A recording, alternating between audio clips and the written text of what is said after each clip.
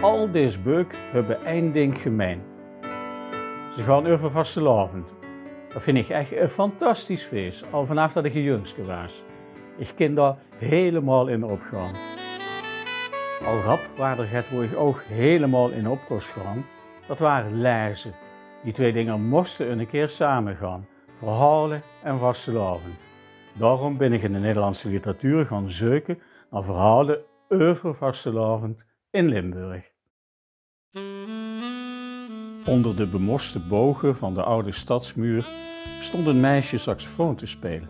Zacht drukte ze de tonen één voor één het instrument uit, zoekend naar een melodie waarin ze paste. Zo begint het boek Wals met Maria van chef Bochman over vastelavond in Maastricht. En hij schreef er meteen nog twee bij. Samen is dat ene grote roman over carnaval in Maastricht. Chef Bochman maakte een feest ervan. In Vuilbeuk speelt vastelavond op de achtergrond. Hier is het belangrijkste van alles. Kleur, vuilleetjes, sfeer. Dat beschreef chef Bochman hier. Mijn oma vierde vastelavond in Remun, maar daar vertelde ze nooit veel over. Dus ik was heel blij wie gebogen vond over vastelavond in Maastricht, 1926, van Matthias Kemp, De Bonte Storm. De bonte storm raast. De komende en gaande stromen van maskers en gekken passeren elkaar vrij ordelijk, rechtshoudend, om hun eigen ritme door te veel botsingen niet in te boeten.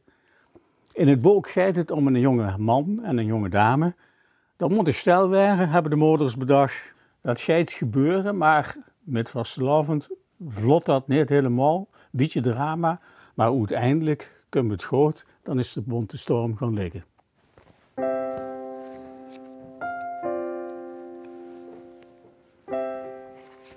Tijdens vastelavond ben je niet verkleed als iemand anders.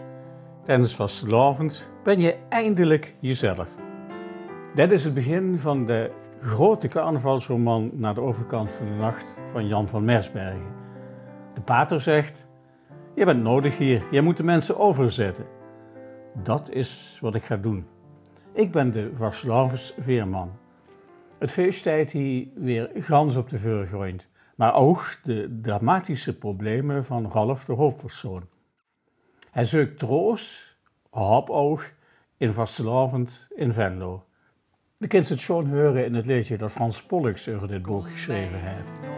De overkant van de nacht begon. Onze Ralf gaat naar de overkant van de nacht.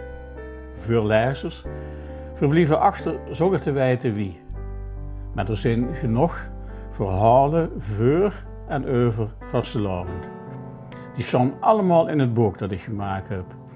Lekker lezen met vastelavond dus.